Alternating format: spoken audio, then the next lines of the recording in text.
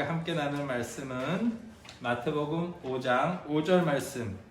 온유한 자는 복이 있나니 그들이 땅을 기업으로 받을 것이미요 라는 말씀입니다. 여러분, 온유하다는 건 무슨 뜻일까요? 온유하다는 말은 부드럽다라는 말이에요. 부드럽고 화를 내지 않고 따뜻한 것을 온유하다 그래요. 온유하다는 말의 반대말은 뭘까요? 온유함의 반대말. 제가 사전을 한번 찾아봤어요. 반대말은 좀 나쁜 말이겠죠.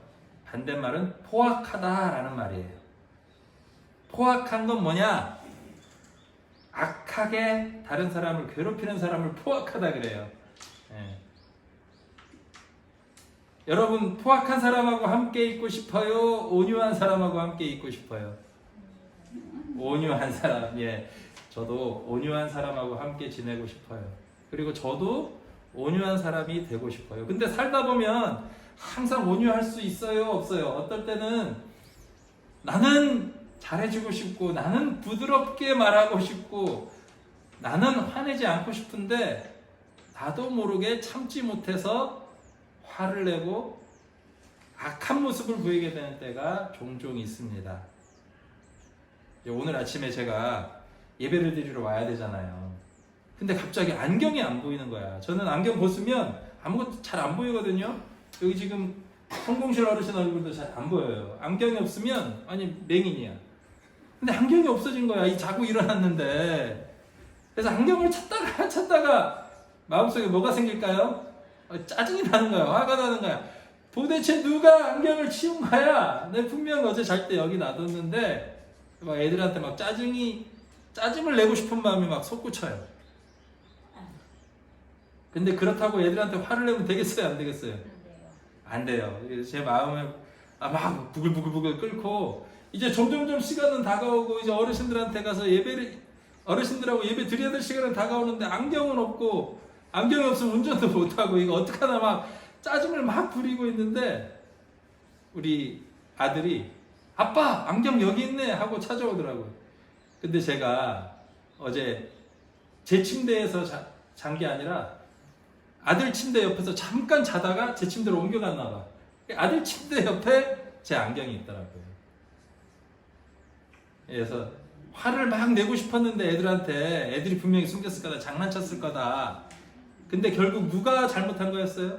제가 잘못한 거더라고.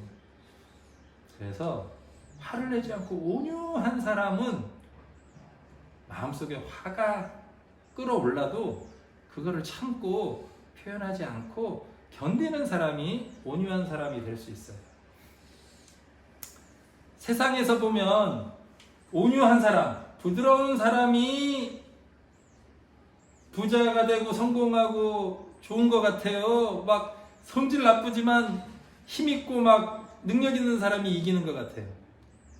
세상에서는. 요즘 세상을 보면 볼수록 온유한 사람은 밀려나고 포악하고 힘센 사람들이 인정받고 승리하는 것만 같아요. 그래서 나 혼자만 온유한 채로 살아도 되나라는 걱정이 들기도 합니다. 그런데 오늘 성경 말씀, 예수님이 우리에게 해주시는 말씀을 들어보면 온유한 사람이 복이 있다고 해요. 화를 내지 않고 포악하게 다른 사람을 악하게 대하지 않고 선하게 대하고 부드럽게 대하고 화내지 않는 사람이 복이 있다라고 우리에게 성경이 얘기해주고 있습니다. 예수님이 우리에게 그렇게 얘기해주고 있어요. 그렇게 온유한 사람은 어떻게 되느냐? 오늘 예수님 말씀 뒤에 부분 한번 같이 볼까요? 온유한 자는 복이 있나니 어떤 복을 받는다고요? 그들이 땅을 기업으로 받을 것이미요 라고 오늘 성경은 얘기해주고 있어요. 예수님 말씀은 온유한 사람이 땅을 기업으로 받는다 그러는데 요즘은 어떤 사람들이 땅 주인이에요? 서울에 비싼 땅 누가 다 갖고 있어요. 능력 있고 자기 이익을 위해서 힘을 가진 사람들이 땅을 다 가진 것만 같아요. 온유한 사람들은 다 밀려 땅 하나도 못 받은 것 같아. 그런데 예수님이 얘기해요. 온유한 사람이 땅을 뭘로 받는다? 기업으로 받는다. 여기서 기업으로 받는다라는 건 제가 성경 말씀을 자세히 읽어보니까 유산으로 받는다라는 말이에요. 그러니까 땅을 지금 소유한다라는 말이 아니라 누군가 죽었을 때 유산으로 그 땅을 받게 된다. 이 세상이 마지막이 될 때 누군가 최종적으로 계산할 때 그때 온유한 사람들이 땅을 받게 된다라는 말씀이에요. 지금은 온유하고 부드럽고 선을 행하는 사람들이 지고 있는 것만 같아요. 쫓겨다니는 것만 같아요. 손해보는 것만 같아요. 그런데 예수님의 말씀을 믿고 살면 어떻게 되느냐? 최후에는 하나님이 우리를 평가할 때에는 하나님이 우리의 모든 삶을 돌아보고 상을 줄 때에는 화를 내지 않고 온유했던 사람, 다른 사람들을 핍박하지 않고 선을 행했던 사람들이 잘했다 칭찬받고 이 땅을 유산으로 기업으로 받는 최종적인 결과를 얻게 된다라고 오늘 성경은 말씀하고 있습니다. 어떻게 해야 우리가 온유해질 수 있을까? 이 예수님의 말씀을 믿고 최종 승리, 결국에는 온유한 사람이 승리한다라는 것을 믿어야 해요. 예수님이 약속했어요. 온유한 사람은 이 땅을 기업으로 받는다. 두 번째, 최종 승리를 믿어야 하고, 두 번째 우리가 온유하게 되려면 어떻게 해야 되느냐? 온유하셨던 분의 본을 따라야 돼요. 누가 정말 온유하게 사셨습니까? 이 땅에 오셨던 예수님이 온유하고 겸손한 분이셨어요.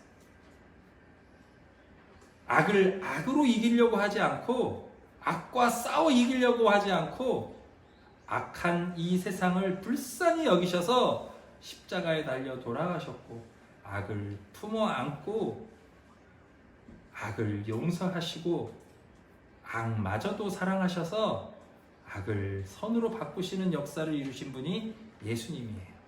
그래서 우리 예수님을 본받는 주님의 제자들은 예수님을 따라서 온유하고 겸손하게 살려고 노력을 해야 돼요. 아무리 노력을 해도 예수님처럼 온유해지기가 쉽지가 않아요. 작은 일 하나, 고통스러운 일이 우리에게 다가오면 우리는 어떻게 해요? 이 고통을 피하려고 악한 사람에게 우리는 어떻게 대응하려고 해요? 자꾸 악에는 뭘로? 악으로 대응하려고 해요. 오른쪽 뺨을 때리면 우리는 어떻게 하려고 그래요? 왼쪽 뺨을 우리가 상대편 뺨도 때리려고 그러죠. 한 대 때리면 두 대 때리고 10원 나에게 손해를 끼치면 20원 손해를 끼치고 싶은 게 우리 인간의 본연의 마음이에요. 인간의 이기심이에요.